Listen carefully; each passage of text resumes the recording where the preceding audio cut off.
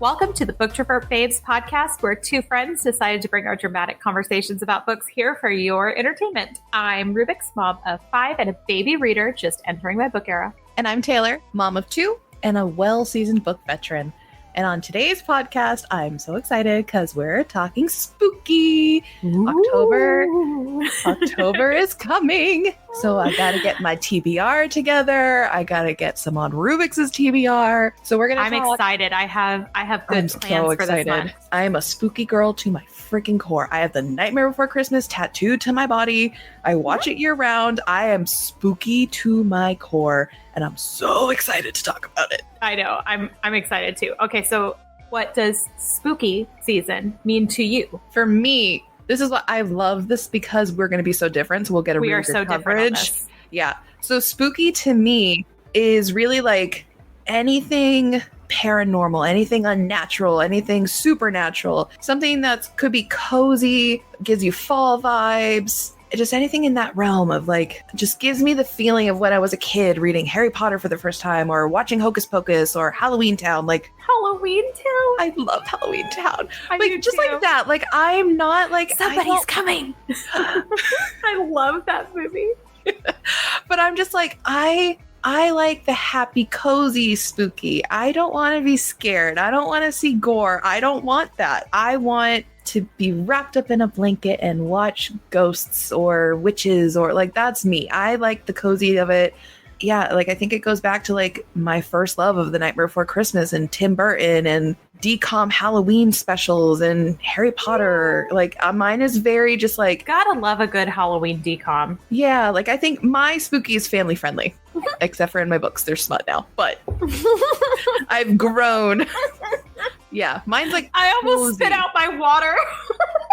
They're smut now.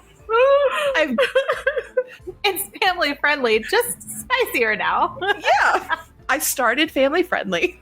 Now we're adult. But for you, what's spooky? Spooky for me is definitely different because see, I have fall season and then spooky season. Fall season, like end of August and all through September, I am pumpkin spice everything. Fuzzy blankets, fuzzy socks, watching just cozy, like regular stuff. I don't change much of what I watch, I guess, actually. But... Oh, no, I'm a repeater. I watch the same things every year around this time. Well, see, when we get to October... Yeah. Different story. I'm aware. We go from the fireplace and the fall leaves and the cozy breeze and whatever to spooky, like... witches, vampires, werewolves, paranormal, all the ghosts and cultish things. Scary. I do. Horror is my favorite movie genre. I haven't read any horror books yet, which I have found some that are considered horror that we'll be talking about tonight that I'm excited to read. I haven't read any yet, so I don't know how I feel about horror as a genre for books, but for movies, absolute favorite. I rewatched the whole Conjuring universe. I'm obsessed with it. It's so, so good. I love the Insidious movies. I love, Sinister, Amityville Horror, like classics. There's certain horror paranormal things that I watch and I don't mind those, but it's going to take a lot for you to get me to watch any of those. I hate horror movies. I don't want to be scared. I'm a baby. The only scary movies I don't like watching are pure slashers that have absolutely no plot. There's no mystery. There's no cover-up story. Like nothing. Give me an actual story. Put a mystery in it somewhere. So in book terms, it's smut, no plot, but it's slasher, no plot. Yes. And I can't stand those movies. I don't mind blood and gore because I love the Saw movies. No, they're so good. Chance. They're you so invited good. Me to what, the 20 that there are? No. I don't think I invited you to any Saw movies. I invited you did for the first one. Ones. You did for the first one, and I was like, there is not a chance we're watching that. I would rather watch the clown season of American Horror Story, and I hate clowns. I would rather watch that than the Saw. Let me tell you the reason why I like horror movies so much is because aside from the slasher flicks, I think horror movies have the best suspense. See, I don't need that. Horror and psychological thrillers have the best suspense, and I am obsessed with them. Psychological thrillers are right up behind horror movies for me. You and my mom would be best friends. I want to meet her. The two of you could watch all the psychological shit together. You and my mom would be best friends because my mom cannot stand that I like horror. She's so like, let's switch moms for a day. That's not good for you, you know. And I get what she means, right? Like, because you fill your mind with stuff, and it you know. And I have anxiety issues, so yeah, probably horror is not the best thing for me to be watching. That's so fair. I mean, it's so good. I just enjoy it because there's a really good, with most horror movies like that, there's usually a pretty decent plot in a horror movie because either somebody died and it's got some mystery elements where you have to figure out how it happened, what happened, whatever. So all that to say, that's spooky to me, horror.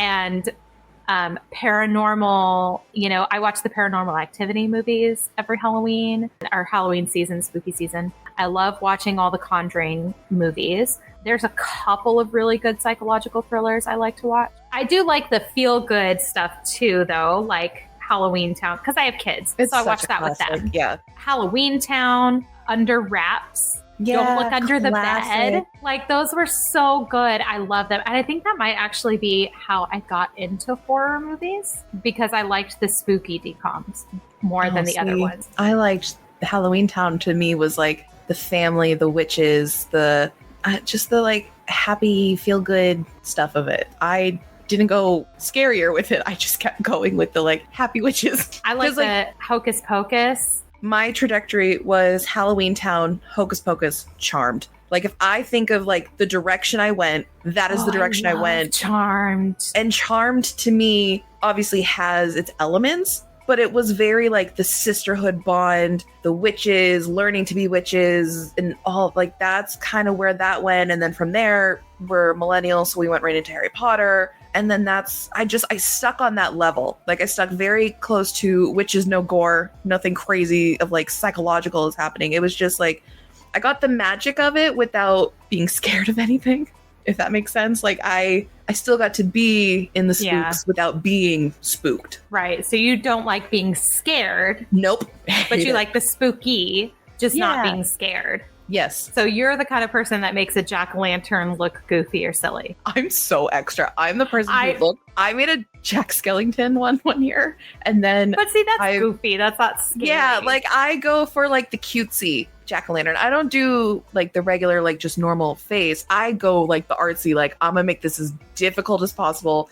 Gonna find like Jack Skellington or Zero or like a witch on her broomstick. Like I go for something I can't do. I'm not good at jack-o'-lantern art, but I'm gonna try and I'm gonna have a good time doing it. I like to make silly ones just because I like scary. I don't like to scare little kids. No. And so I like making jack-o'-lanterns look silly and goofy and funny, you know, like the pumpkins that look like they're throwing up and have all the seeds coming out of the mouth. Like I like doing that kind of stuff because it's not scary. It adds to the spooky. Yeah, but it's not scary funny. Where it's going to scare little kids because I don't like doing that. No. Although my kids are like, I want to scare the kids this year. I'm old enough. I'm like, okay. Where did y'all come from? Not in this house. We don't do this. Not my children. Okay, so you don't do scary. No. But here's the real question. Here's where we're going to fight, okay? Because I know we see spooky differently. But when does spooky season start? July 5th. Why? Because July 4th is over. I had my burger. I watched the fireworks. Red, white, and blue's gotta get out. Time to pop out my spooky stuff. And then it lasts until November. No. Yes. No. Absolutely not. What are you talking? Okay. What? To preface the why this started, as you know, I live very close to Salem, Mass. Yes. It's spooky season almost year round there. I also live close to Fall River, which is where the Lizzie Borden house is. I live in New England. That's so this is a very it's where America started. So there's a ton of haunted places around here, and there's a lot of spooky stuff, and there's a lot of ghost walks and attractions that you can go to because it's haunted in Plymouth Rock and Salem, Mass. And yeah, there's abandoned insane asylums around here and abandoned hotels. It's a very it starts earlier here for us because fall starts earlier here for us. So for me, I'm going to milk it. So July 5th. I can do fall in September. I can even do fall at the very end of August. Back to school season is the beginning of fall to me because summer's over. Now it's fall. But I can't do spooky until October. Yeah, but don't you guys go back to school at the beginning of August? Mm-hmm. Okay, so fall's the beginning of August for you. So I'm not that far off. I'm just like 25 days earlier. July 5th is not anywhere near the beginning of August. It's an entire month away. It's like 25, 26 days. It's fine. You have a whole month less of summer. What am I supposed to do in the meantime? Summer things. I hate summer. Go swimming. No. Eat ice cream. Fall. I'm lactose intolerant. Oh, God. So no, I will not be eating ice cream. I will be putting up my Jack Skellington decor everywhere. And then I'm going to bust out my moon phase mirrors and put those on the wall. I'm going to put my bats up. I'm going to put my spooky paintings up. No, I just get more extreme in October, but I start setting the mood July 5th. But with spooky things or with fall things? Spooky things. So like skeletons, moons, bats. No, I can't do that stuff till full October. Moon. I am very, like, my seasons, my holidays have very dedicated times. When Christmas is over and there's freaking Valentine's Day crap out in the store, I get so irritated by it because I'm like, we have months. That's a fast rotation. I mean, not months. January and half of February. I don't mind it that much because my birthday's in January and I love the Valentine's Day heart candy boxes. So for me, I always buy it for my birthday.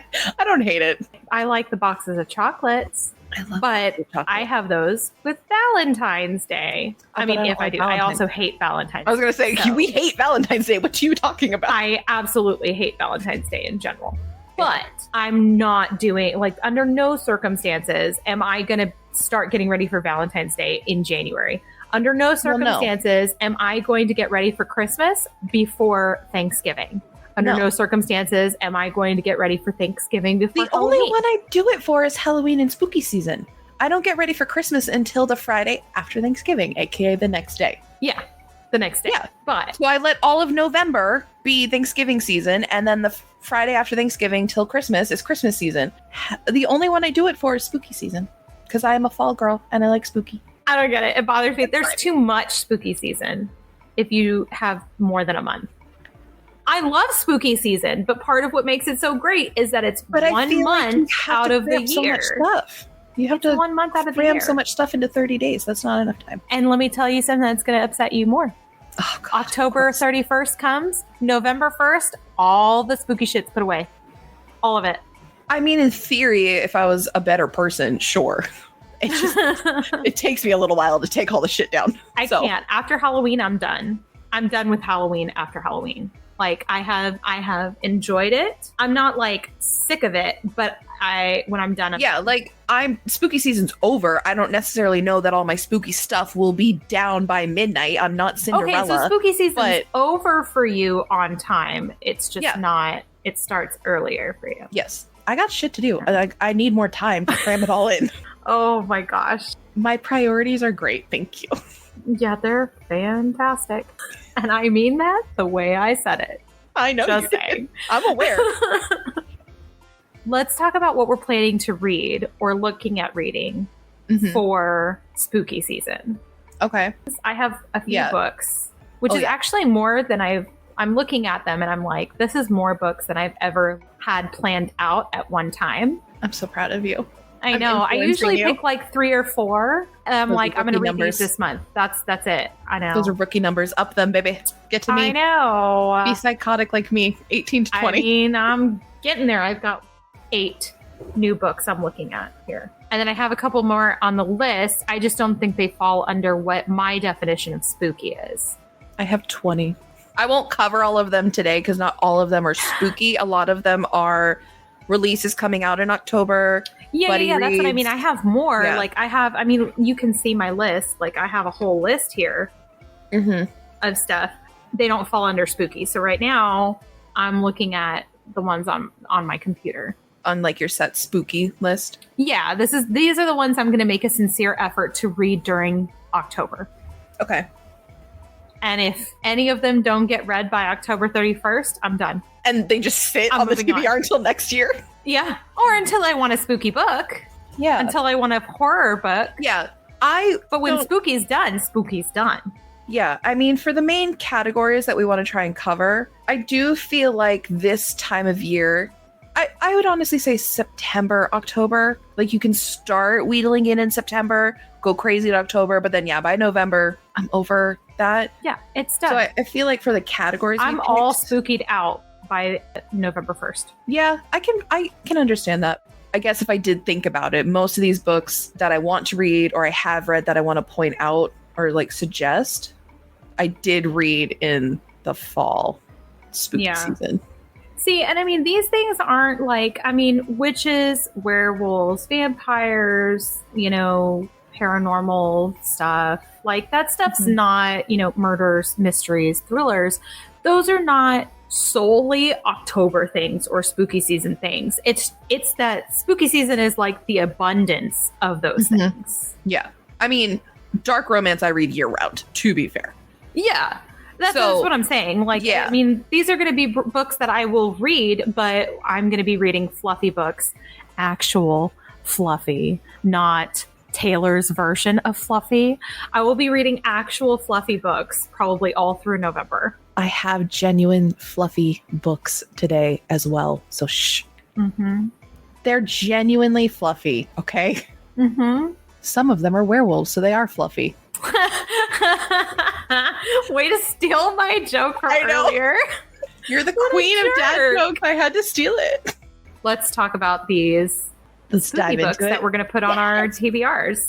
Or books that I'm going to make you put on your TBR because I've already read them and I need to expand your horizons. I really don't think you're going to have to try very hard because I think when we were talking about some of the books that we found, I had already found a bunch of the books that you were talking about.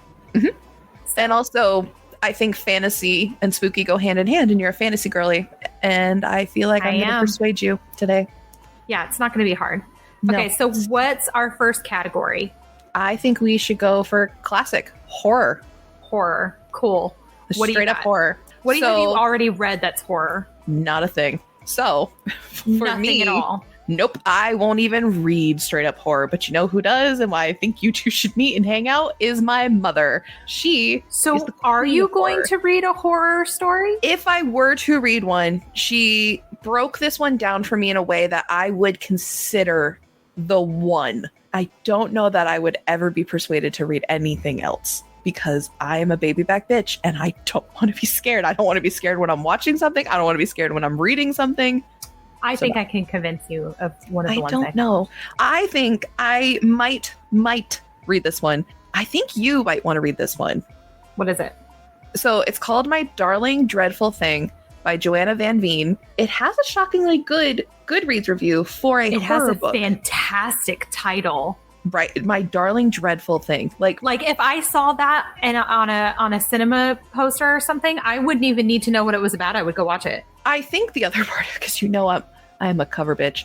The cover of this book is beautiful. I wish I should have stolen my mom because she bought it. And my mom is not a book buyer. Like she has books, but she doesn't really have fiction books that she collects. The cover is stunning. It's beautiful. I wouldn't even think that it's like psychological horror from it. I would just think it's like dark romance or creepy. Mm-hmm. So the premise is what's interesting about it. So basically there's a girl and she interacts with this creature who's dead. And it's just like kind of building like a friendship, but it's kind of weird. And then she like meets a woman who's like, come move in with me. My husband died. He left me this estate. Let's figure some stuff out.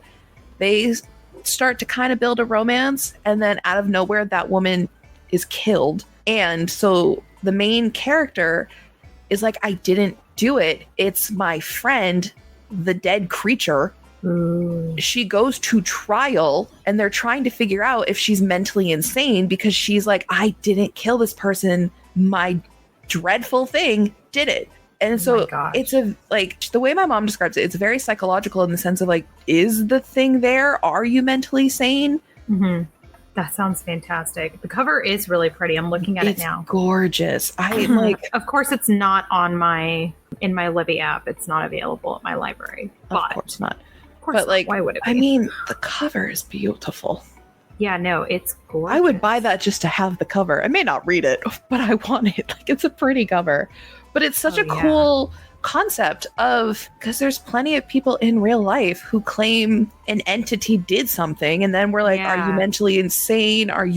Did you do it in blackout? So it's a really interesting concept, but I like it in the sense because there's a psychological of like, they were doing seances, so they might have actually brought this thing to life. So that sounds a lot like it is called Hide and Seek with Dakota Fanning and is it Russell Crowe? I was like, wait, why does this sound familiar?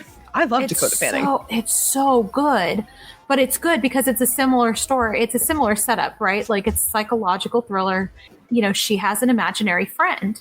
And then all this stuff keeps happening. And Dad is getting upset. And she's like, it was him. It was the imaginary friend that did it. I didn't do it. And it goes into some crazy places. Okay. Yeah. But it is so, so good. Yeah. That sounds really similar to what she was telling me. No. It's not scary.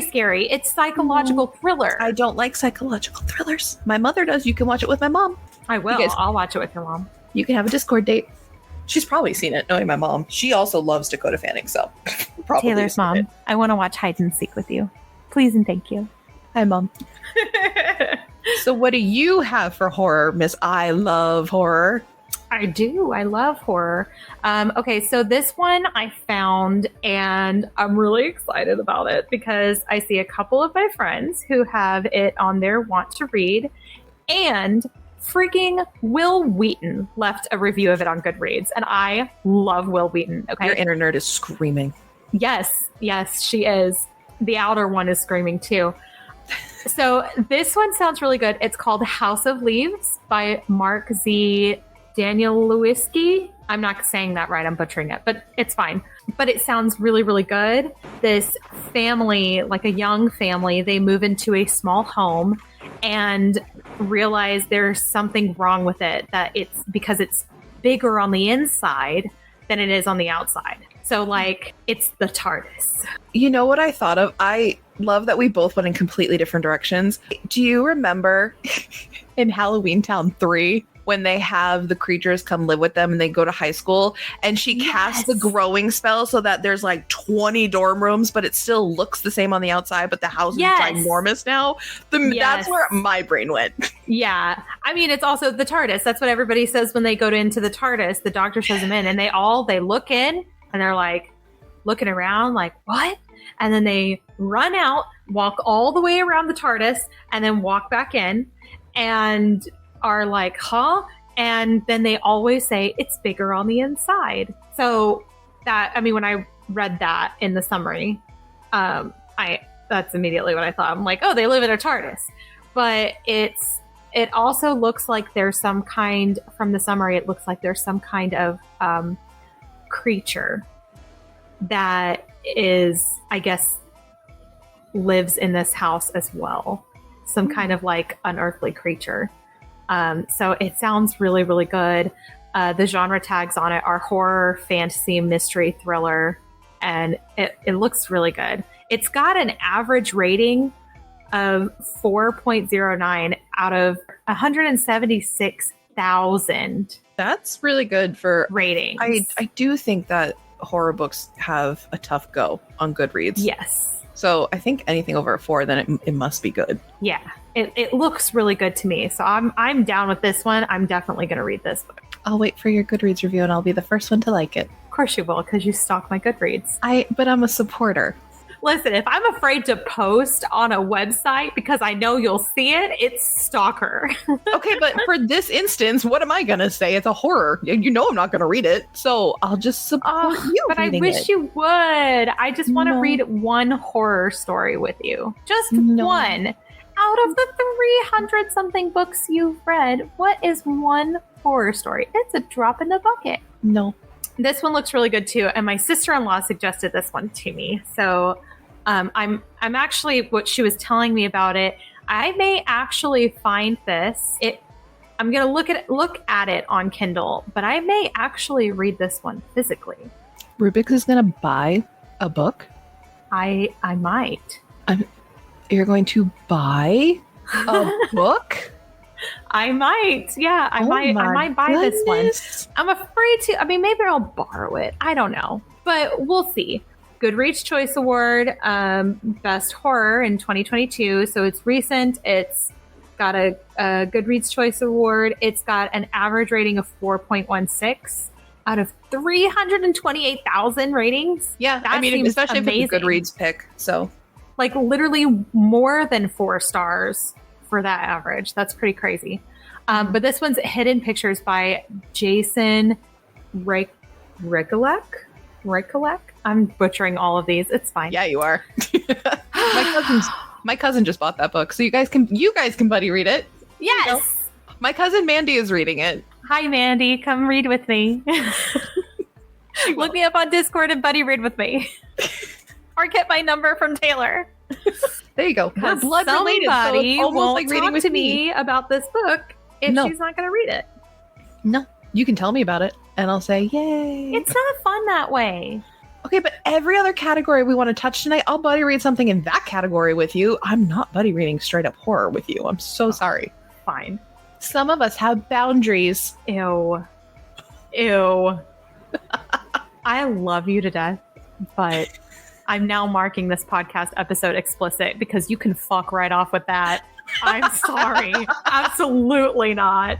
That situation was not enough to warrant using the word boundaries. You can fuck right off with that right now. You're a baby reader. You're still learning. I'm seasoned. I'm charred. I'm ready to come off the grill. I know what I do and do not like, and I do not want to read a horror book. But you've never read one, so how do you know? Because I've seen horror movies. I don't like them. I've seen them. It's not the same. It is the same. The idea to read a horror book is to get the concept of like being scared, having your anxiety like flaring up. I don't want that. I like going to bed at night. Okay, but movies are scary because of jump scares. Because the music is scored to get you on the edge of your seat and primed for a jump scare. Okay, I'll give you that. Scores can help with the jump scare. I was going to say, because not all of them are like, have the creepy upside down bitch on the top of the bookshelf that's meant to scare you. But yeah, I'll give you the score can help with the jump scare aspect. But books don't do that. Books aren't scored. Oh, God. Fine. Nope. All right. Moving on. Mm-hmm. What's the next one? Thrillers. I've also never read a thriller. I plan to read thrillers. I plan to get in my thriller era. I've read thriller House of Leaves romance. Is also marked as thriller. I'm not reading that. I plan to read. My goal, not for this year, but I try to give myself a book goal every new year. So like my book goal this year was to read Mcintire backlog. I think my 2025 goal or book goal is I want to dive more into thrillers.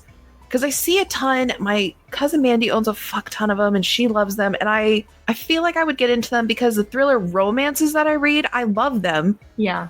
So I want to try and get into like a true thriller without the romance aspect. I mean, it could be there, but like it's not the point of the book. Right.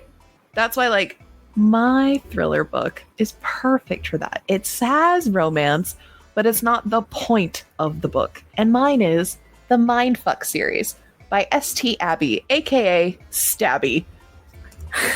First of all, that's the best pen name ever. It's iconic. It's so good. But to me, this is a thriller. I wouldn't classify this as dark romance or anything within that because, like, it's there. It's a serial killer dating the FBI profiler on her case. So it's there, but it's not even close to the point. They're like... That feels very The Departed. Oh, so see, what I was going to say is the man is very Dr. Spencer Reid, who you know I'm in love with. And do you know, have you seen You've seen Criminal Minds, right? I mean, a long time ago. I never really got into it. I don't think I saw the right episodes. There's an episode with Aubrey Plaza, and she's a female serial killer, and she's obsessed with him. Which, like, girl, we all are. We all love Dr. Spencer Reid. But this is very, like, if she wasn't psychotic, like that romance, like a serial killer falling in love with the guy who's also trying to find her. But it's so good. She's a Thickum book. However, it's 5 novellas. And it's basically, this woman has a lot of secrets. Some really fucked up shit happened in her past. And she said, fuck getting over it. I'm going to get revenge. And she's doing it. Oh, shit. And it kind of makes you, it's a thriller in the sense of like, you have no idea what happened to her, why it happened to her. There's connections to cold cases that you're also trying to figure out what happened in those. And then there's also like the obvious aspect of eventually he has to find out that the person he's been hunting for months is his girlfriend. So that's more the point. Like The Departed. I've never seen The Departed. You know, for anyone listening, Rubik's and I have been friends for well over 2 years. Rubik's is well aware I am not a movie person. I will watch them. But that doesn't mean you never watch movies. And a lot of the times I'm talking about movies that were huge, that like everybody and their mother and their mother's dog have seen. I want you to hold my hand right now through the screen. No. I hate Leonardo DiCaprio.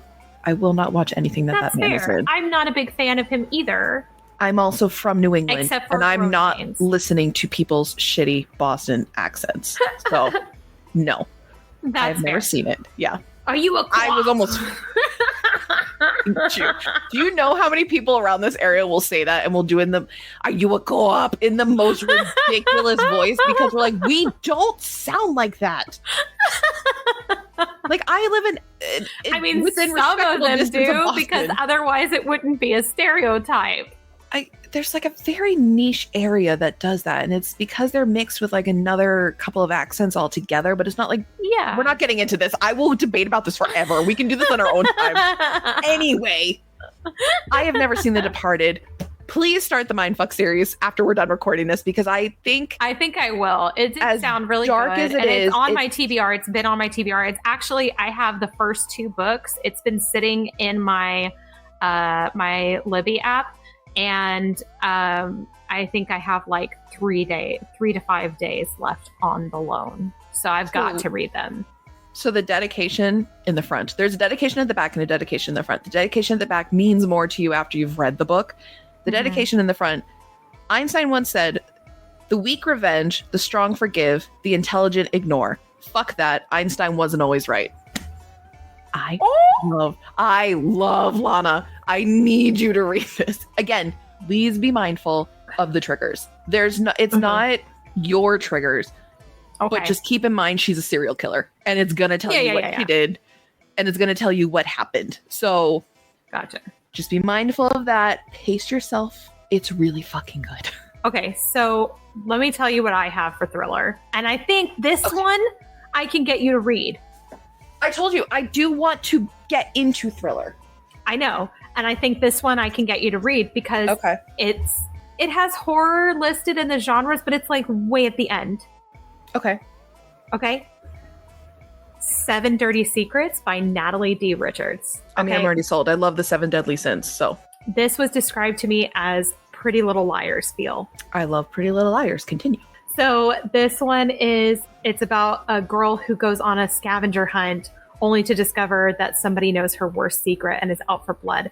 And then this is the little quote. I don't know if this is from the book or where it's from or if it's in the story anywhere, but it has it right here on the Goodreads summary. It says, I know 7 dirty secrets. 1 caused the fall. 1 did nothing. 1 saw it all. 1 didn't care. 1 used their head. 1 played the hero, and 1 was left for dead. Tell me you're not intrigued by that. I'm in. I may not read it this month. I'm quite full right now, but I would absolutely, if you send me it, I'll add it to my Goodreads TBR. October. I didn't say that. I know I'm saying that. How long is it? How many pages? I try. So part how of do I find that on Goodreads? I'm still 317. Okay. It's likely I could potentially squeeze that in. Because my thing is, while I write 18 to 20 books, I try to go by pages that I can realistically read within that time frame. Like I typically fall within 24 to 26,000 pages a month. And I don't think I picked long books for my October TBR compared to like my September TBR. I was really, really bold for this month. But October, I think most of my books actually are under 400 pages. So maybe I'll squeeze it in. I'm sorry. Are you taking note of when I said I'll read something? Yes. You're so dramatic. I am marking this down, and I have recorded proof that you said you would read this book with me. Why are we doing a podcast? You're gonna call me out on stuff all the time. All the time. And you know what's even better about it? What makes it even sweeter for me is this was your idea. It was my idea. I did say we should start a podcast. Didn't think that through, did you? No. Okay, I have another one that oh no, okay, so I had House of Leaves for horror, I had Hidden Pictures for horror / mystery / thriller, and then I have 7 Dirty Secrets for mystery thriller. And this one, the first genre is mystery and the second one is thriller. It's also young adult, so. Oh, okay. Yeah, it's very, it seems like it's very Pretty Little Liars. I mean, I love Pretty Little Liars. I'm not impressed by the ratings. The average rating was 3.66. Honestly, if anything's over 3.5. Really? Yeah, I don't really look at Goodreads overall. Their ratings? Yeah, because sometimes you'll look at them and you're like, oh, okay, that sounds great.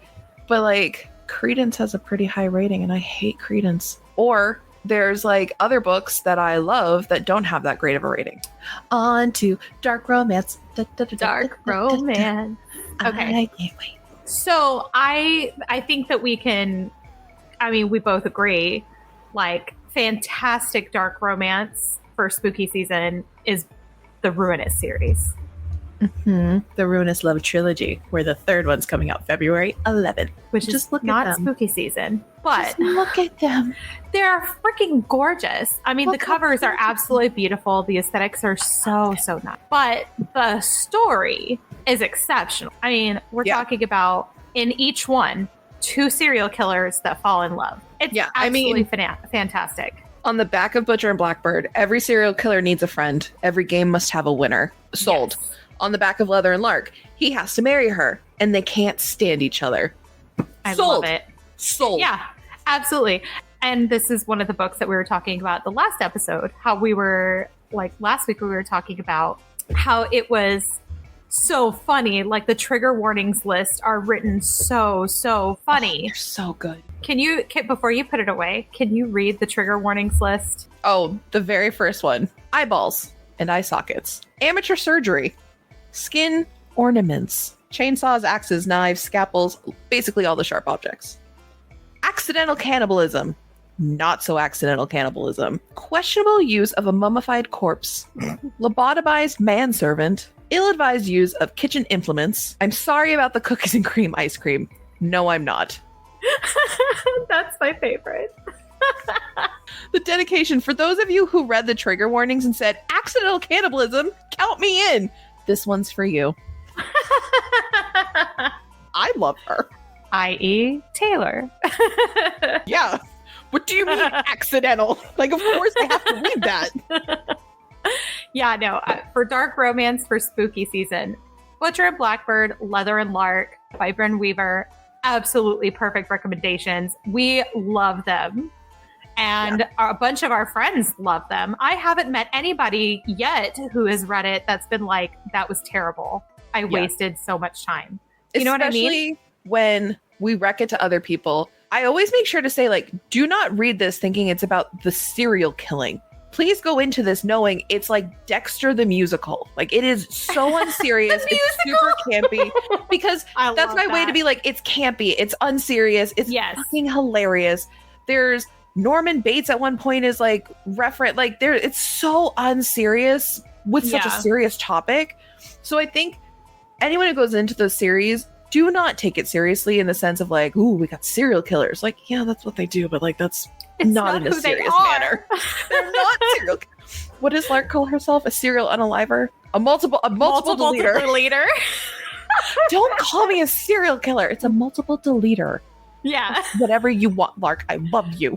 I feel like that is the perfect example of how campy, lighthearted, and just all-out comedic those books are. They're very rom-com. They're heavy on the com. Yeah, it's just dark rom-com because they're serial killers. But if they weren't serial killers, I don't think it would be dark. Like, the dark is all circumstantial around them being serial killers. Yeah. Because, I mean, yeah, they may For the most part. They may or may not describe some of the serial unaliving scenes, which... Yes. But she does it in a funny way where you're like... Meanwhile, you're reading something that's actually, like, gross, but... Oh my god, Leather and Lark, the sarcasm in that first one. Good. Epic. I was laughing hysterically. It was so good. So if you're looking for a dark romance that's spooky and you haven't read the Runious books yet, do it. Butcher and Blackbird, Leather and Lark. Okay. What are you planning to read for dark romance? Because you are well versed in dark romance. I am. What have you not read that's dark romance? I have a vague idea of some of the dark romances I might want to try and read in October, but I think there's one that you should read. What's the one you think I should read? So, it's a polyamorous dark romance. Oh, yes. You told me about this. Okay. Yes, I did, because I'm in love with it. However, I think a perfect way for you to start is with its little novella that happens to take place on Halloween called The Dare. That's pretty great. Yeah. It's literally... And this is the Losers Duet, right? Yes, by Harley Laroux, who I love. It's 110 pages. It's a very quick little... Quick. It's really, really spicy, so I'm telling you that now. Anyway, So this is not one I listen to in the car. No. It's so spicy. It's banned on Amazon. Wait, is there an audiobook? I don't know if there's an audio for The Dare. I'm looking it up right now. If not, we're going to figure out a way for you to read this. But The Dare is the prequel to The Losers Duet, which is a polyamorous relationship. It's MMMF, and I love it so much. Tish loves it. Mel read the first one. She really enjoyed it. She didn't love it. Shocker. Do not listen to it in the car. Do not listen to it when your children are home. Please. I don't even know if I want your husband home, honestly. Like, there are parts of this that he might hear you listening to it and be like, you good? What are you listening to? Don't. Maybe have some, like, alone time at the house when the kids are at school. Then you can read it. Listen to it. And it's super fast. It's 110 pages. Like, it's not long. But I personally think it expands The Losers Duet because you kind of get a little prequel-y, some tidbits of the dynamics of the four guys and the FMC. And it takes place on Halloween. So, like, what better time to read it than in October? Yeah, no, that sounds perfect. Who's it by again? Harley Laroux, Laroux. I love her. I'm in. It's the prequel to The Losers Duet. It's the four guys and her, but it shows the dynamic of what sets off the start of The Losers Duet. And this gets referenced in The Losers Duet. So it is good to have this. And it's also just really spicy Halloween novella. 'Tis the season to read The Dare. I'm picking up what you're putting down. So do you want to get into the Greek mythology? Mainly. Yes. I have been waiting to hear about this book from you because I remember when you were reading it, you were freaking out. Yes. So I read the Touch of Darkness series. It's 7 books. 7? It's technically 2 series that are interconnected together, but in total, the Hades Persephone is 7 books. 4 are from Persephone's point of view, 3 are from Hades. You do not have to read Hades' point of view, but I think Hades' point of view brings a lot. He's just a guy who cares. Well, so here's the thing. The Persephone series was started first. She went back and started writing Hades' point of view on the exact same thing, but there's like extra tidbits because when they're not together, you're like, what the fuck is he doing?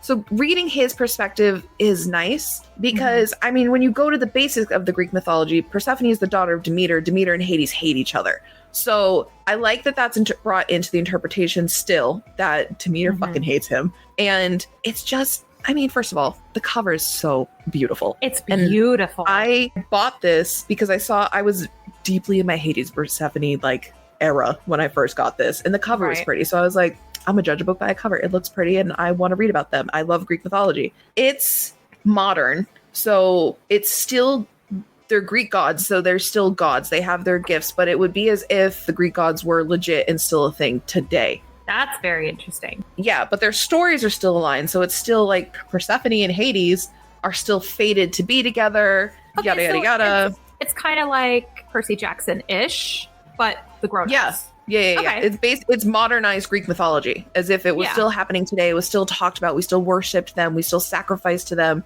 And it's just interesting how Scarlett St. Clair interpreted some of the side stories that go into Hades and Persephone, because Hades' brothers are Zeus and Poseidon, and they're in it. And then the relationship between Hera and Zeus, because like we see Hercules and Hera and Zeus are madly in love and they have their baby, but in reality, Zeus is a hoe. Hera hates him. So I like the more traditional things that are brought into it, but I like how she modernized certain things. It's a really good combo.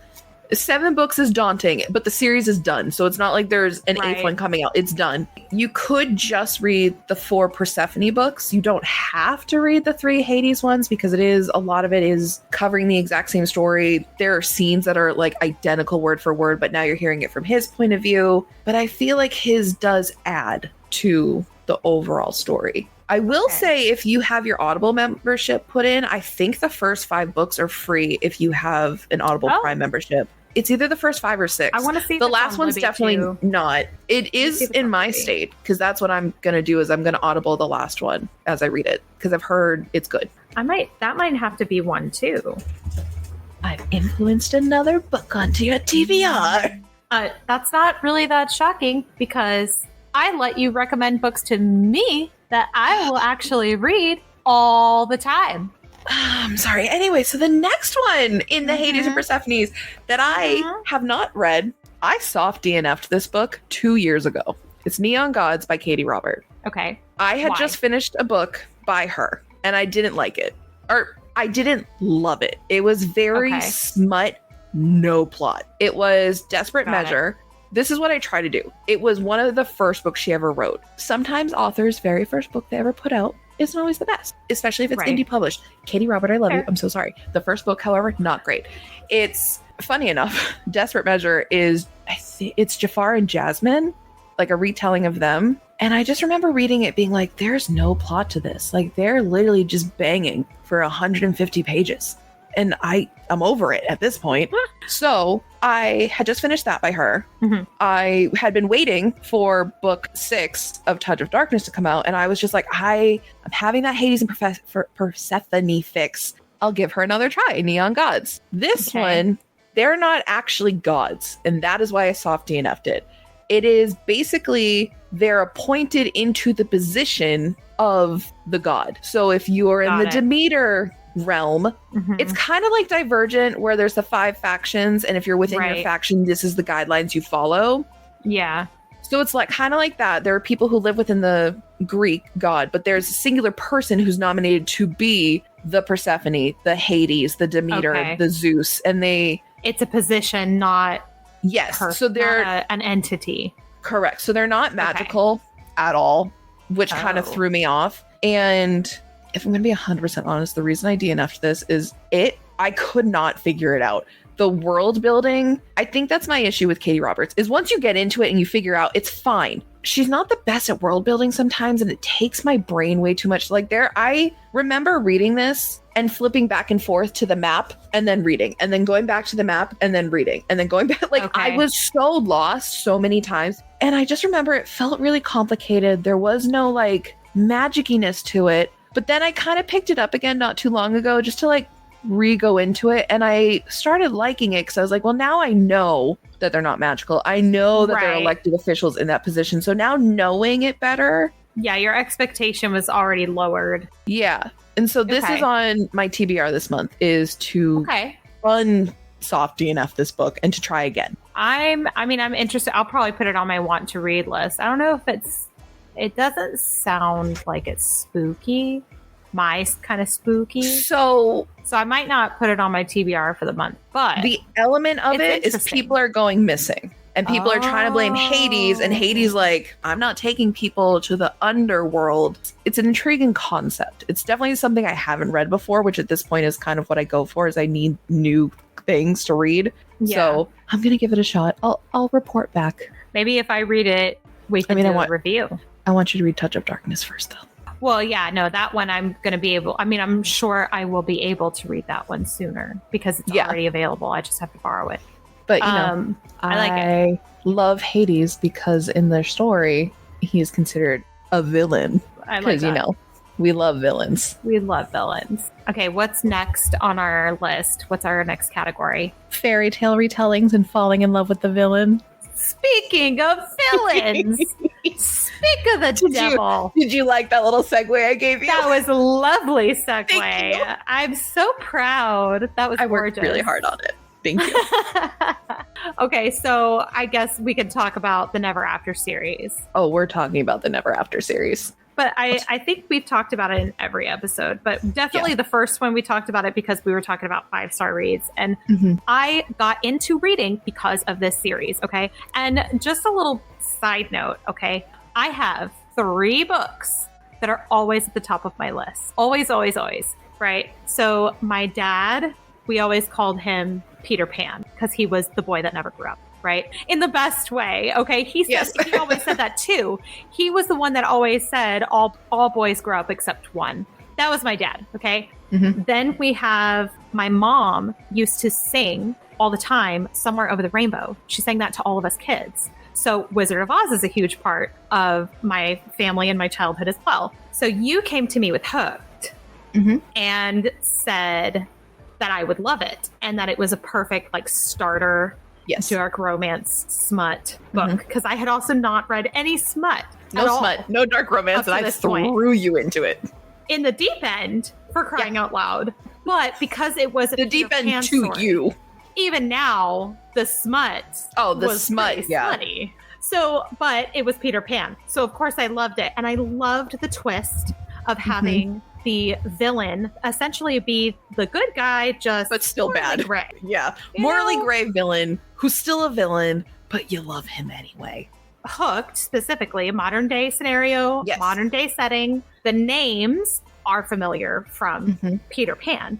The relations between them all are familiar from Peter Pan. But the villain gets the girl instead of Peter.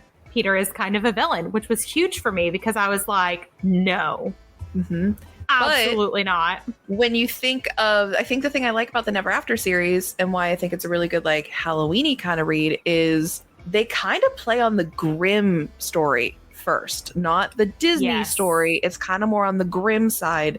You mean the original by J.M. Barrie? Yes. You know more into that lore than I do. Not a Grimm's fairy tale. Well, some of them are based on the Grimm. Whatever their original origins are. Most of these original origins are not Disney. They're not a clear-cut, like, good guy villain. It's kind of perspective, right? So Scarred, to us, because, you know, again, millennials, we love our Mufasa. Oh, yeah. And Simba. But Mufasa. On a different perspective, is he the good guy because he's portrayed that way? Because on the other end of it, it could seem like he's not the good guy if you have opposing views. So I like how the villain's still a villain and we fall for the villain, but the good guy's not a good guy either. Absolutely. Yeah, the good guys there's some corruption, there's some greed, shady stuff going on in the back. Like, it's not the knight in shining armor that we are used to hearing the character painted as. And it's really good. I love that. I love the fairy tale aspect. I love the villains getting their day. That's fantastic. And I think that's perfect for spooky season. Having the villain be the central figure. Especially some of the plot points for these, because it's not Wendy running off to Neverland. Like, Hooked is there's mafia ties, there's someone's killing people. Like, it's pretty spooky thriller of like, what is happening right now? And you don't necessarily know because if you're trying to base off of like the Peter Pan movie, you're not going to guess it. But even some of the other, like, some of it is a surprise twist, and that's what I like about them. There were twists. I figured it out. I predicted most of them, but I mean, yes, that's how I roll. Again, you like to do that. I don't. I want to be surprised as I read. Yeah, I liked that. So, do you have any fantasies that you're looking forward to reading this month? Any fairy tale fantasy? Yes. Like fairy tale. I don't know. I just finished one, and I'm waiting to know when the second book comes out. But Nikki St. Crowe also writes a Peter Pan retelling.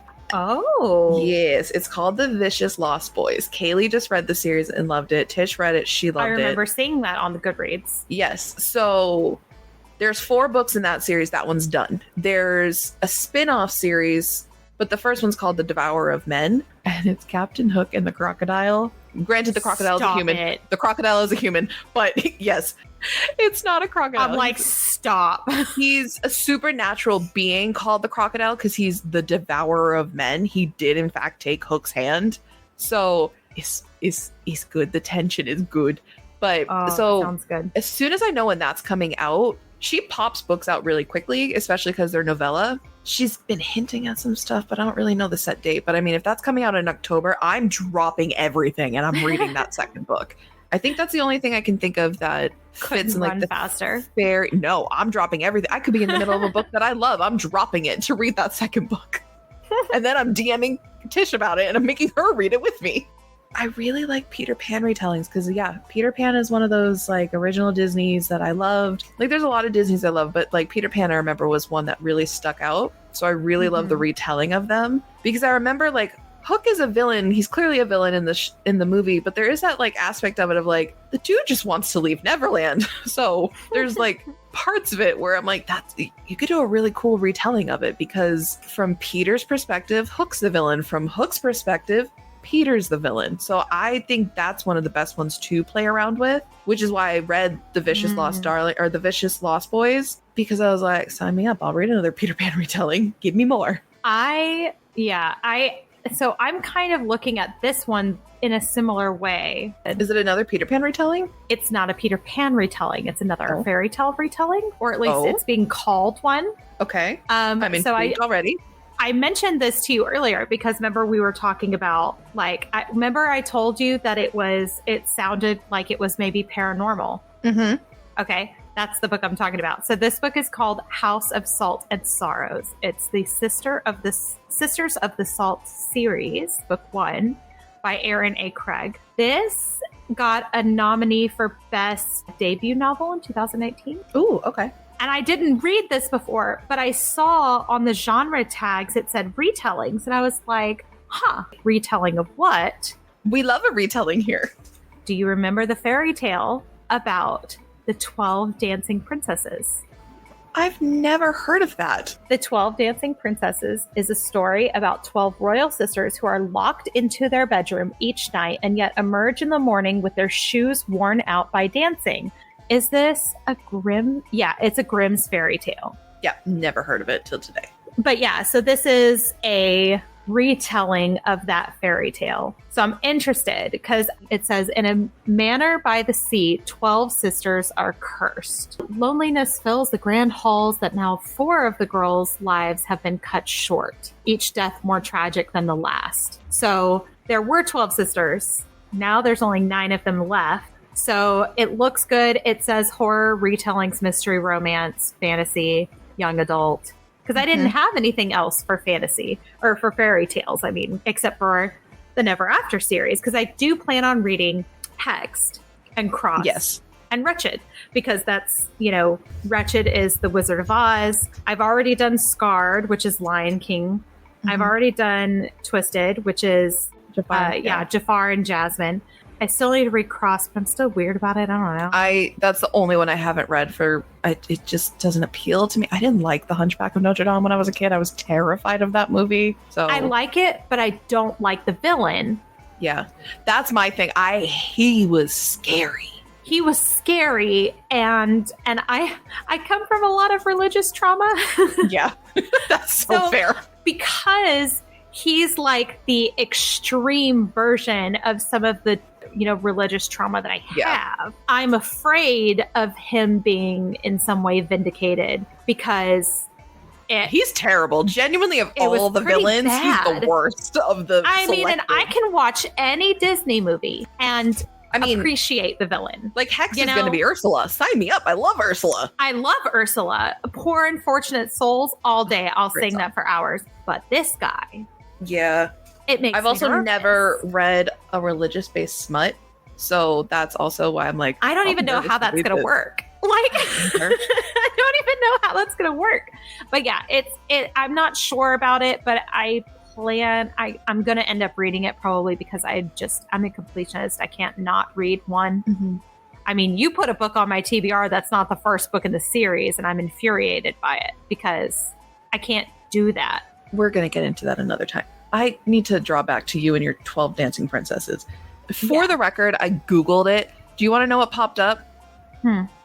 Barbie and the 12 dancing princesses. Is that what you're trying to get me? I didn't do Barbie as a child. It's a Grimm's fairy tale. It's a classic. Like there was a golden book. You remember the golden books when we were kids? Like the gold spine? Oh, yes. Yeah, it's a golden book.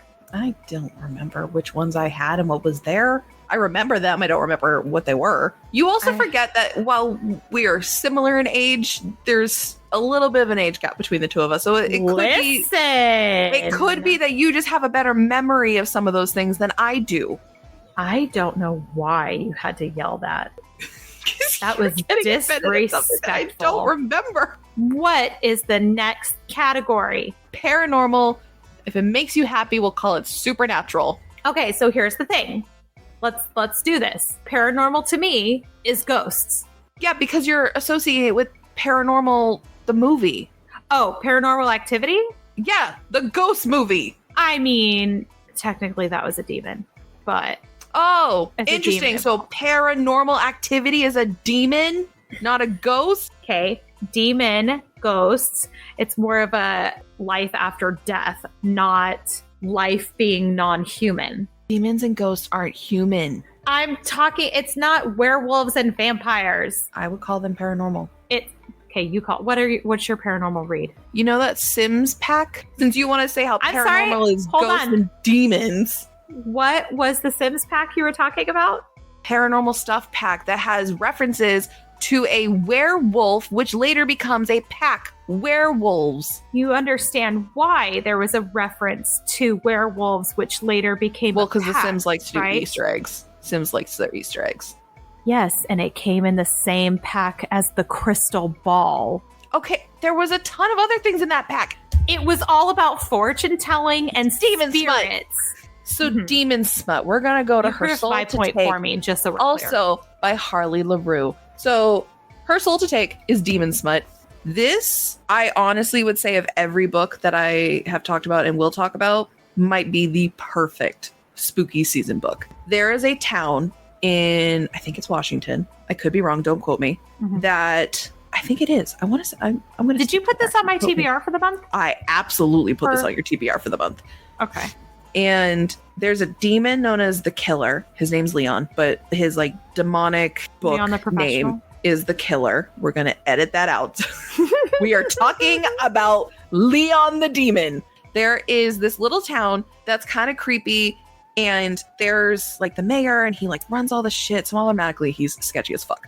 He basically runs a cult that I forget how long ago, but it's a mining town. There had been a collapse in the mine. 3 people walked out because they made an agreement with the demon that lived at the bottom of the mine to like survive. And he was like, yeah, sure, we'll do it. But in X amount of generations, you need to sacrifice someone from your bloodline. So the mayor of the town, he tried to sacrifice the oldest daughter of one of the families. She escapes. She's book 2. She's a fucking baddie and I love her. She escapes. They kill her brother at this college that's in the town. The next sacrifice is Ray. She is also a little difficult to catch. So they send Leon the Killer, the demon that they have captured, because they have his grimoire that controls him. Somehow, you don't find out till later, his grimoire goes missing. They no longer control him.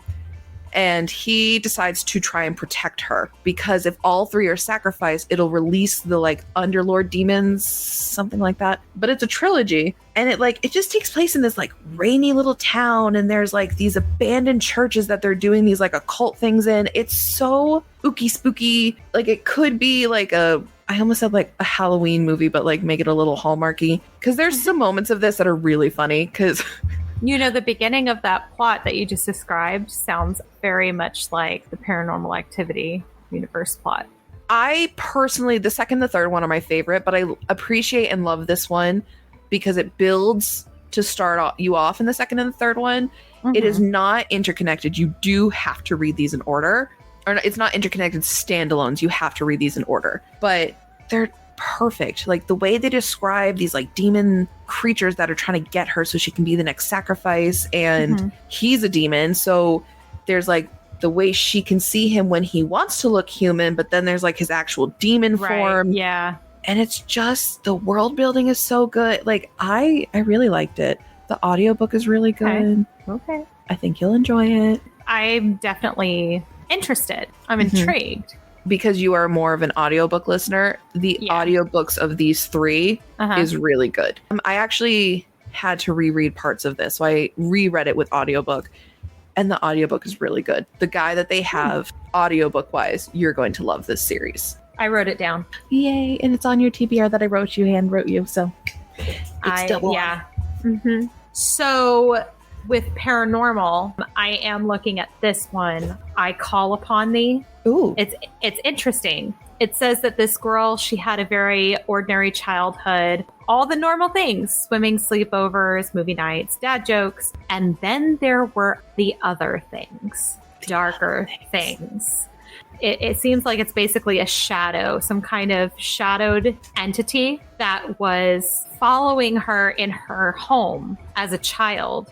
And then she moved away, thought that she was crazy, that all of her memories of that time, she was just crazy. And then she, for some reason, goes back, and it says the darkness is still there, and it's been waiting for her return. Ooh. Yeah. So like it followed her around, but she left it. So I guess it was trapped there. It didn't follow her when she left the house, but she comes back to the house and things get crazy. So it's a novella. I guess it's tagged as a novella, paranormal thriller. It's 256 pages though. It's not very long, but it sounds interesting. It's on Kindle for $1.99. But yeah, that's the one that I have for like paranormal. Okay.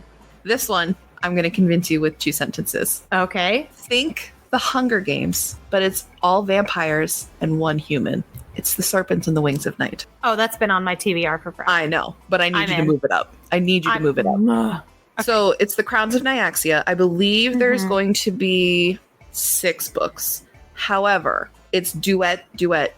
So this particular one is the How many are out now? 2. A novella that goes with this one. I think the 3rd one's coming out in November, which is book 1 of that duet. So there's 3 factions. We're going to keep calling them. I forget what they're called. I actually think they are factions. There's 3 factions of vampires in this. The book 1 is the Nightborn faction. Book 2, I forget which one that one's called, but then the 3rd one is going to be the Bloodborn, I think. But each duet is from a faction. This one, Kaylee read it first. Kaylee has never begged me to read a book ever. Begged me to read this. Tish and I read it. We both 5-starred it. I gave it to my mother. My mother 5-starred it. She read this. She's not thin. This is a pretty decent sized book. Yeah. My mom read this in like a day or 2 because I said that one phrase. It's the Hunger Games, but make it vampires, but one of the contestants is human. Okay. I'm sold. I'm not telling you anything sounds else. good. But like as a teenager, I loved the Hunger Games.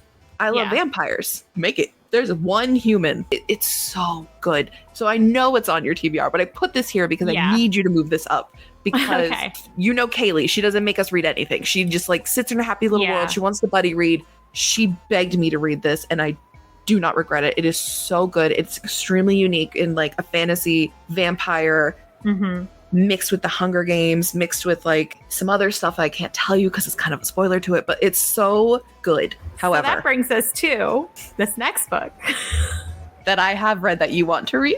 Yes.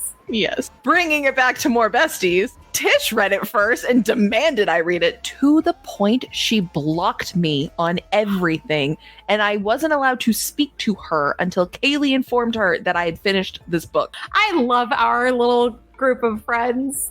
Our love language and is you bullying. call me dramatic. The book we're talking about is Bride by Ali Hazelwood. Yes. I am very interested in this. I love that Ali Hazelwood is finally going back to her roots. Ali Hazelwood is a fan fiction writer. She writes women in STEM books. That's what she's more prominently known for, is her women in STEM fluffy romances that she does. However, I love when a girly goes back to her fantasy roots. Because this book It's the Twilight, isn't it? No, this book screams I used to write on AO3, and that is why Tish wanted me to read it, because we are AO3 girlies to this day. And I'm so... AO3, by the way, is Archive of Our Own, which is a huge popular like website that people post their fan fiction on. Basically, the vampires live in one area, the werewolves live in another area, the humans live in another area. They've always had this agreement of how to handle things. Shit starts going weird, so the vampires and werewolves decide we're going to unite because there's some questionable shit happening with the humans. So, naturally, the leader of the vampires offers up his daughter. The vampires in this, there is nothing special about them. They don't have any special abilities. They are not strong. They are not fast. They drink blood. They sleep during the day. That's basically it. They're not immortal. They die like a human. The only ones, yes. So the only people who are actually genuinely supernatural are the werewolves. The werewolves turn into wolves. They're super fucking strong. The vampires, honestly, if they didn't drink blood and sleep during the day, they would be humans. Like, they are very, to be a Gen Zer, mid. They are so not vampires. But they look like vampires. Like, they got the pointy ear, they got some fangs, they're pale as fuck because they don't go outside. It was so cute because it's an arranged marriage, but there's... Do you know what nodding is when you read a werewolf fiction? Okay, I'm gonna leave that. You say that like I should. You say that like I've read. It just tells me who you were as a teenager. Okay, it just tells me that you were not Tish and I. Tish and I were deep on the Tumblr world. So there's nodding in this book, which... I'm not going to tell you what it is. Don't you dare Google what it is. You're going to organically find out in this, which is, again, how I know that Ali Hazelwood is an AO3 girly to her core. Do you know what it sounds like she is as well? Because this book, from everything you have described and from the little that I have read on here... I'm curious if you're going to guess what her OG fan fiction was for. What's it giving? It's giving Twilight, but written by someone who's Team Jacob. She writes Kylo Ren fanfic. So, on what site? Sorry. It's called Archive of Our Own. I'll send you a link later. Kylo Ren. So he's a little bit awkward, touch of the tism, and it's so cute. This sounds great. It's so... But I'm laughing because it sounds like Twilight. It is. Here's the thing. I feel like this book was a couple of different fandoms of things put into a one book. It's another... It's got the Halloween-y vibes where it's vampires and werewolves, and there are wars amongst the species, and then there's also like the fighting with the humans. There's almost like a thriller aspect too, or I won't say thriller, a mystery aspect, because like at some point you think, is there a mole? Is there someone's trying to kill her, or are they trying to kill him? Like there's a very interesting like side story that you're not 100% aware of, because it's a romance. So there's an interesting side story that keeps getting hinted at. And I will say, I didn't figure it out, and neither did Tish. You know me, I don't even try to figure it out. But there is at one point where you're almost like, is it this person? Because I'm going to be hurt if it's this person. Is Challenge it that person? Because it feels obvious that it's that person, but is it this person? Like it got very Clue. Like is it the movie just and you and Tish that have read it, or has Kaylee also read it? I think Kaylee read it. She did, because we both were like, these vampires are lame. What is happening? Why are they so boring? They're literally humans. I feel like that's like watching Twilight after Daybreakers. Like they're literally humans who just drink blood. And like, oh my gosh, Vampire Diaries too. So she doesn't drink from the source. She's like sipping out of a blood bag. Like it's so tame. But the werewolves are sick. I did like the werewolf part and the lore of the werewolf. Also, the werewolf that she's married to is the alpha of the pack. Not that you know that, because apparently you weren't lame as a teenager and read werewolf fic. I mean, I know what the alpha of the pack means. Not in this sense, because if you know what nodding is, then no, you don't. Oh my god, okay. No, I promise you cannot look it up. I need you to organically find out what an alpha nod is. I'm not going to look it up. I feel like I don't want that on my search history, the way that you're talking about it, to be honest. I promise you don't. I'm not running to Google it or anything. Please don't. If you did, I need you to erase your Google history, because the FBI agent in your computer is going to be very confused. Don't do it. Okay, so what else do you have? What was said to be the perfect segue after you're done reading Bride, if you're still curious about nodding, we have The Fake Mate by Lana Ferguson. It's basically two werewolves who are faking being mates. So it's cutesy, it's fluffy, it's a fun little read to read after Bride because it's still following the vampire or the vampire werewolf, but these are just 2 werewolves and they're doctors. And there's like a thing, they fake mate, where they're integrated with humans, but not all humans really accept them because there's a biology thing to it. It's really cute. So if like you still want the werewolf for like a spooky read, but you want something cutesy, cozy. It's about 2 werewolves? Yeah, 2 werewolves. Oh, okay. And they're fake dating because work things. People are trying to be weird because they're like, well, they're a werewolf. Do they really deserve to be working here? Like, there's like a weird thing with that. Uh-huh. But it's just like a cute, fluffy, following the paranormal, but there's nothing scary about it. Like, it's like reading a romance, like a cute, fluffy, quick little romance, but they're werewolves. So it's a little naughty. Keep shaking your head at me. I see you. Listen. Oh my goodness. You're not the only one with dad jokes. Yeah, but mine are good. You don't even understand my reference, so you don't know that it's not good. Tish will laugh. Tish probably rolled her eyes back further than I did. I'm almost positive that Tish actually said that to me, that they're naughty. So, it's fine. All right. Are we ready? For witches? I am most excited about this. Yes. Are we ready to talk witches? This is like one of the few, the only other one, other than, well, Butcher and Blackbird and then the Never After books that I've read. Other than those, this is the only one I can contribute to something that I've already read. Yeah.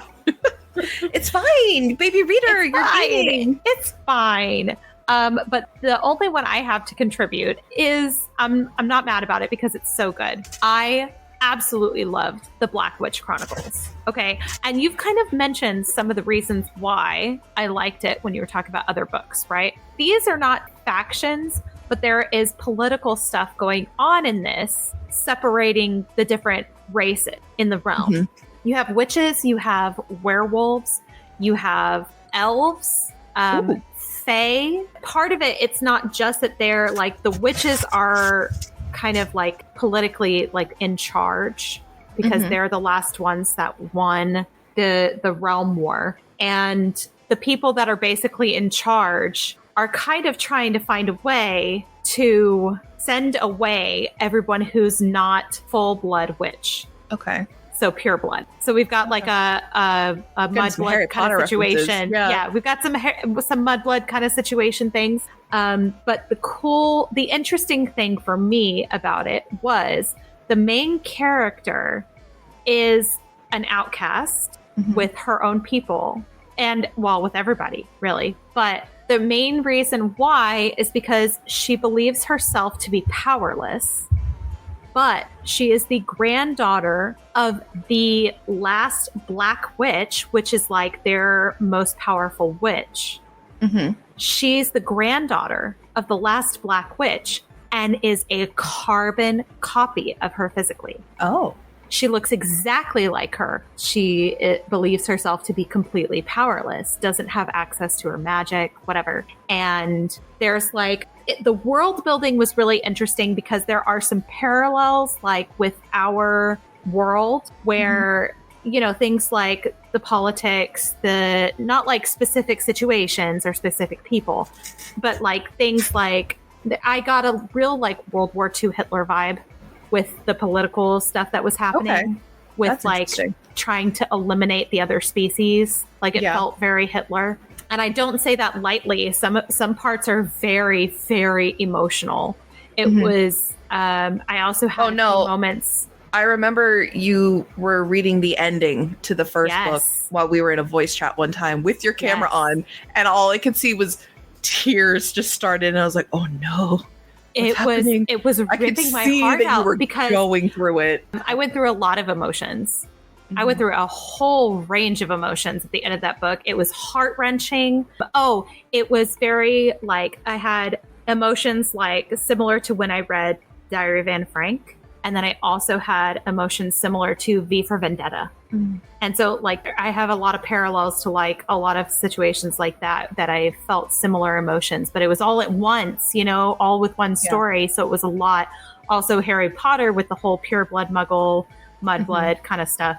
It was a lot, but it was very, very good. There's a lot. It's young adult fantasy. There's some romance. There's a love triangle kind of thing, but there's a like a soulmate, more like forced betrothal kind of situation. And the coolest thing, the thing that I had not come across from other books, okay, because you know, with fantasy, like you've read all this stuff before somewhere else, you know, pieces of it you've read somewhere else. The thing that was most different about this one is there's a very interesting world building concept that was called wand fasting, which is basically how they get married. And you're betrothed, and then you get wand fasted, which is the union ceremony. And what it does is it creates this like tattoo, kind of like in Mcintire. It creates this tattoo that goes up your arms when you are being wand fasted. It travels up. So you consummate the union. It darkens the lines so everybody can see. But then there's this curse or spell that says if you cheat, basically, this tattoo, it feels like it's on fire. Can we do that to men in real life? But it how do I get that? And if you get pregnant from an extramarital affair, it comes out as what they call an Icaral. Now, they call them Icaral demons. I think that was mostly like a kind of a racist, if you will, kind of thing that they were doing. Like it wasn't, it was a prejudicial thing. It wasn't. Yeah, kind of like... They weren't actual demons. Right. What the hell are they called in Fourth Wing? The children born of like that. There's like a name. It's like they had nothing technically to do with it. The child didn't do anything, but because your parents did this, you get this derogatory name. Yes. Okay. And it's similar to that. But they're creatures. And the way they describe them, it made me think of, do you remember The Great Mouse Detective? You remember the bat? Yeah. What a throwback. I know. But that's what I was envisioning as they were describing it. Okay, that's like they have a weird voice, they talk weird, they're almost like they're not expected to be able to have normal lives or anything, and it's very interesting. Okay, but this whole thing is she's supposed to be powerless, but she's being judged as though she was her grandmother who did awful, unspeakable things in the Realm War, and then they're trying to eradicate all these different other species and factions. So it was very, very interesting. The world building took a little bit. It was a little slow in the beginning, but it was very, very cool. There was a lot of different aspects that I really liked. So it was a 5-star series for me. I appreciated the novellas. If you read it, I definitely recommend reading The Black Witch first, then reading the prequel novellas that come. I read them both after The Black Witch, and I appreciated the characters more because those are the moments I was talking about in the first episode where I was like, it had that Darth Vader is Luke's father kind of moment where you see where the lines come together. It was really, really good. And I think I got really emotional by the last book I read. And I think I even sent you a screenshot of one of the things where I was so mad I threw my phone because of what this maternal kind of parental figure was telling this main character, my poor baby sweetie. Yeah. I like vividly remember that because you're like, I know you have no idea what I'm talking about, but I need to rant about it right now. And I was like, go for it. I'll just go, And you didn't even need the context of the rest of the story. All you needed to know was, she's like, about to get married. You know, like that's all you need to know. Somebody's about to get married and boom, this is what this bitch said. And I was so angry. I threw my phone when I read it. I yelled. You know a book is good when you throw the thing you're reading on, but you also know it's good when you need to text your best friend and be like, I know you don't know what I'm talking about, but I need to rant. Go for it. It was I remember it. But it was so good. And so with Witches, that's all I got. But it was so good. It was so worth it. And I was so invested in it. The average rating on Goodreads is 4.09 out of 40,660. So I think that means it's pretty good. Yeah. Also got nominee for Best Young Adult Fantasy and Science Fiction in 2017. That's not bad. Yeah, I mean, getting a nominee is on Macleay means there's something there. So, yeah. Yeah. And I think you should read it at some point. I actually do. Yes. I'm making that face at you just to be picking on you. But I remember when you read the first one that it sounded intriguing because you sparked what reminded me that I did want to read it when you said the interaction of Faye and werewolf and witches. Like, I don't think I've ever read anything where fae is around. And werewolf and rich. And typically, and everything I've read where a fae is involved, it's just fae. Fae and human, maybe. But, like, fae's never been around anything else in the supernatural realm. So that part already intrigued me. And there's an MM relationship in it that Yes! I'm in! Oh, and then the MM relationship, one of those people is kind of a Gypsy in a way. Yay. Kind of a Riddick. I love Gypsy. Maybe not as funny as Riddick, but definitely kind of a Gypsy. The relationships are fantastic. The character arcs, the world building, everything about this book I really, really loved. I also got confused at one point because there's the 2 novellas, and I never saw this specified anywhere, so I'm going to say it. If you're reading this series, there are 2 novellas, right? That are, I think one of them is considered like 0.5, and then the other one is 1.5. I read them both after, but then there's another book with a different name that says, I think 1.5 or something like that, 1.7, 1.6, something weird. Oh. It's a combination of the 2, but it's not a different book. So if you read all 3 of these, you're rereading. Other than that, that kind of threw me out of my groove. Otherwise, I probably would have given most of them 5 stars. But I mean, I rated them high because I love the series itself. Right up there with the Empyrean and Mcintire. Oh. I liked it that much. Wow. Okay. So, and it was the first series like this that I found on my own. Somebody wrecked it to me. I'm so proud of you. I found it on my own and I'm like, oh my God. Cool. And then I had my heart broken because I was like, friends, read my book. And nobody wanted to. Listen, our TBRs are long, okay? I will put it on my TBR. When we are done recording, you can stalk my Goodreads. I will add it. I will officially click want to read and add it to the TBR. Good. So the only other witch one I have is the one I plan to read, which is The Ravens. And I don't have much to say about it because I haven't read it. But it looks pretty interesting. The shortest description I could give you is it's called The Ravens by Cass Morgan and Danielle Page. It's a sorority, but the secret is they're a coven of witches. And that sounds so good to me. Honestly, anything with witches, I'm already going to listen because, as we said earlier, it's young adults. My roots are witches. Yeah, it's young adults. So, but like, it sounds like a perfect CW show. Yeah. What do you have for witches? I have one witch book that I need to add. Only one? I could have sworn you had more than one. I had 2 technically, but I will say there's one that I want to talk about more because I feel like everyone's talked about the Harry Potter series. It's the one we all went to. We do not support the author. She does not exist to us. We love our trans friends. Facts. That's all I'm saying about that. I love the series. It's something I read as a child. It's something that will stick with me. I do not support the author anymore, however. So this one is Witches. It's for someone's TBR. It is for your eldest child. I want her to read this. I read this when I was 14 years old, so it has stuck with me for a while. Oh, okay. It is a series of, technically it's 4 books, and the last one was a graphic novel. The first one's called Blue is for Nightmares. And then each book preceding that is a candle color proceeding with what it stands for. So it's witches. However, it's not the witches we're used to. It's traditional. It's Wicca, like the religion of Wicca, the practice of Wicca. She collects rain and moon jars. She goes out on the full moon to do her spells. She has the candles. She does jars where she collects certain herbs. Like, it's a very traditional witch. Like, she'll say spells in a certain way to help with things, but for her gift is like foresight, premonition within that realm. She's there. Kind of, but it's really based on the Wicca part of it.